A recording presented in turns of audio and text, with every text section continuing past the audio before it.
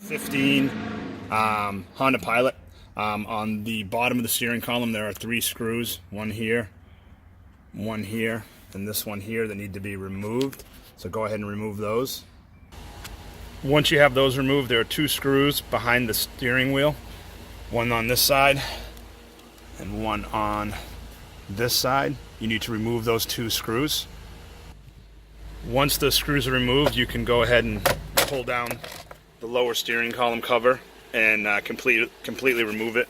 Make sure you pull down the tilt or you won't be able to get it off.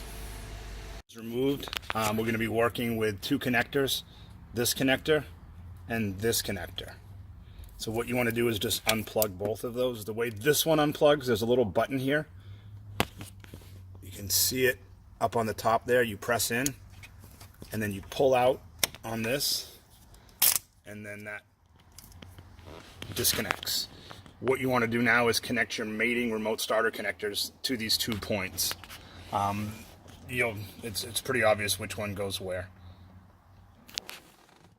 So go ahead and snake the connections up to the column from underneath the dashboard, because you're going to tie your remote starter up out of the way under the dashboard when you're done doing the installation. Once those connections are made, you want to take the wire that has this connector on it, it's a green-white wire, and run it up over the top of the steering column, because we're going to connect it to this gray wire right here using the supplied T-tap. I'll show you how the T-tap works right now. So this is how the T-tap works. You put it in the pliers. You want to go ahead and put it on. You want to make sure that the wire is going down the middle of where the 2 little metal pieces are, and then you just squeeze it together and it locks into place. And now you're able to plug this in to the back end of that connector, which is for your parking light circuit. Okay, so now we're going to do the module programming procedure. To do that, you simply put the key in the ignition and turn the key on, and you're going to watch the LED that's right below where it says Blade AL. It'll go red and then blue. Once it goes blue, you're done.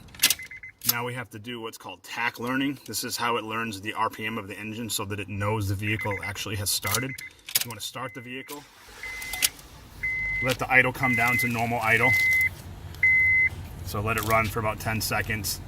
And then what you're going to do is you're going to push the brake pedal down. Let me take this remote out of the package. Push the brake pedal down. Hold down the remote starter button until you hear a click from the remote starter. Once you hear that, you're done. And now you want to wait about 20 seconds and you can go ahead and test your remote starter. All right, so now we're ready to test our remote starter.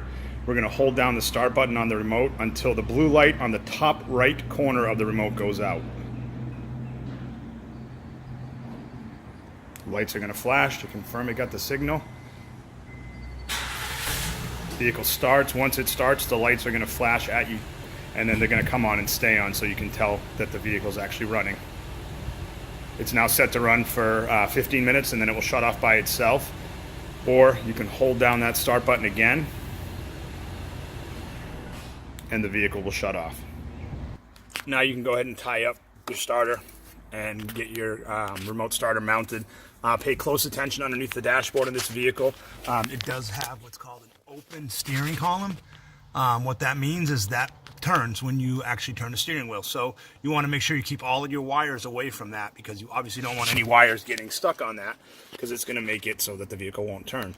But also make sure when you tie these up that you tie them up higher than this metal bracket where the screw goes in, or you're going to have a really difficult time getting your lower steering column cover back on.